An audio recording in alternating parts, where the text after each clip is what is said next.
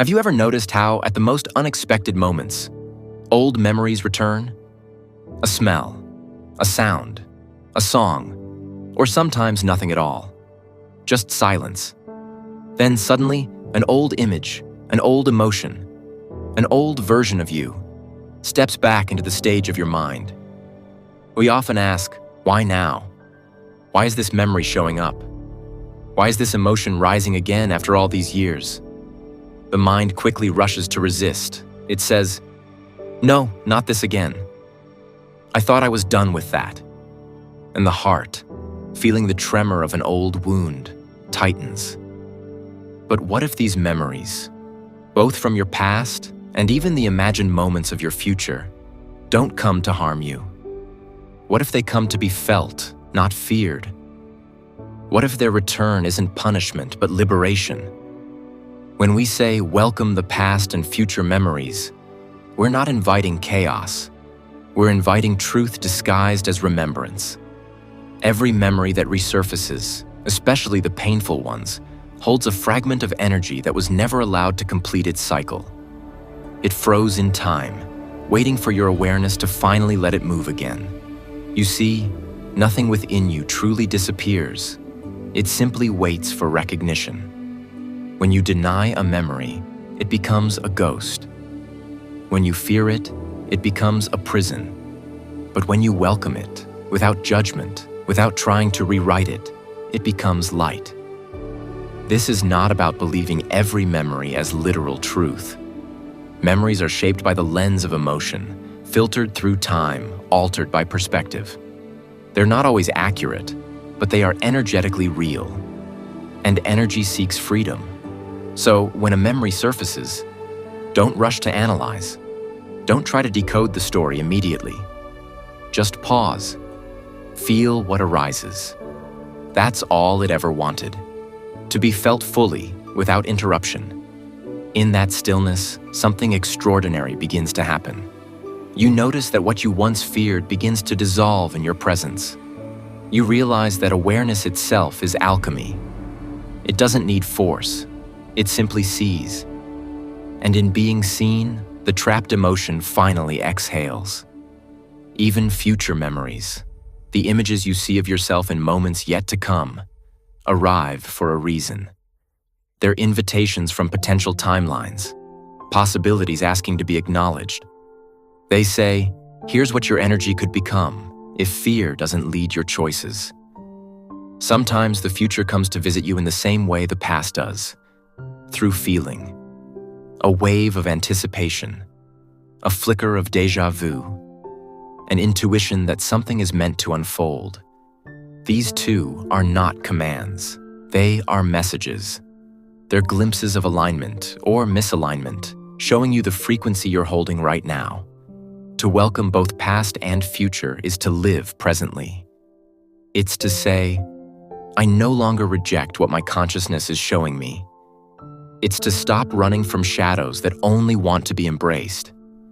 Every unhealed memory is like a child waiting at the door. It doesn't need you to lecture it. It needs you to hold it, to listen to its story, to say, yes, I see you. You can rest now.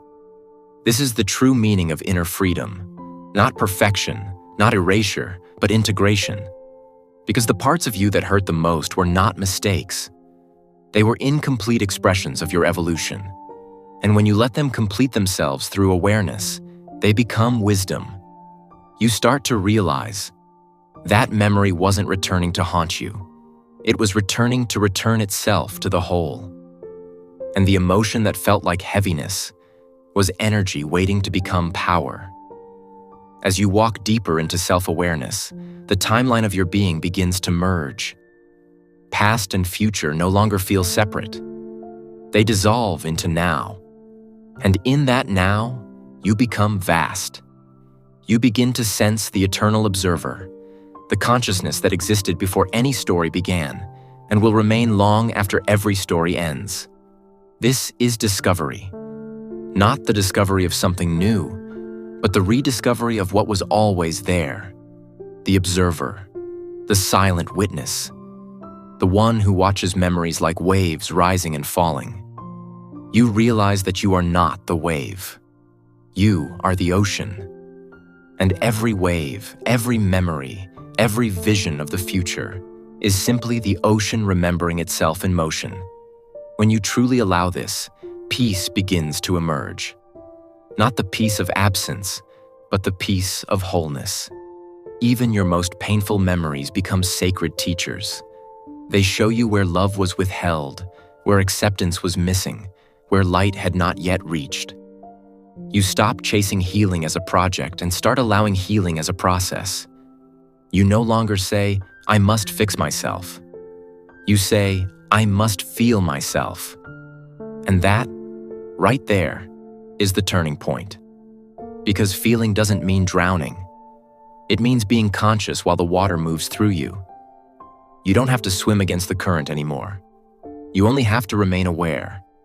And in awareness, the current always finds its natural way home. So when those flashes of the past come, when your mind revisits a mistake, a heartbreak, or a version of yourself you no longer recognize, pause, breathe, say silently, "You are welcome here." When you see visions of the future, whether hopeful or fearful, say the same. You too are welcome. Then feel what each brings without making it right or wrong. In that simple act of welcoming, you are freeing yourself from resistance. And freedom from resistance is the purest form of healing. Because what you resist persists, and what you allow transforms. This is not a philosophy, it's a lived experience. You'll notice it in your body first. Tension loosens, breathing deepens. The nervous system begins to trust you again. And then in your mind, thoughts slow down, clarity returns, intuition sharpens. Finally, in your life, patterns begin to shift, relationships realign, synchronicities appear where before there was struggle. All because you stopped fighting what was trying to return home. Past and future are not enemies. They're mirrors showing you the many shapes of the same energy called you. And when you stop fearing what they reflect, you finally meet yourself beyond time. You begin to live as the witness. Fully present, deeply feeling, and yet untouched. Like the sky that holds both storms and sunshine, yet remains clear behind them all. So let today be the moment you stop running from what comes up. Let every returning memory be greeted with compassion. Let every future vision be seen as a messenger, not a master. Say to yourself, "I welcome all that arises in me, not because it defines me, but because it reminds me of what I truly am." You are not the past. You are not the imagined future. You are the stillness that watches both pass by. And in that stillness, every trapped emotion, every ancient memory, every fragment of fear finds its way back into light. That's where true freedom begins, not in changing what was or controlling what will be, but in allowing what is. So the next time something from your past returns, don't turn away. Feel it. The next time a future image arises, don't cling. Observe it. Let both come and go as guests in the house of your awareness. Because you are not the guest. You are the house. You are the space that holds it all. And nothing that visits you can ever define the infinite space that you are. If you understand this, not just intellectually, but experientially, you'll stop trying to escape yourself. And when you stop escaping, life begins to unfold effortlessly, naturally, beautifully. Every moment becomes sacred. Every memory becomes medicine. Welcome it all. Feel it all. Free it all. Because everything that arises in you only came to be seen, felt, and released into love.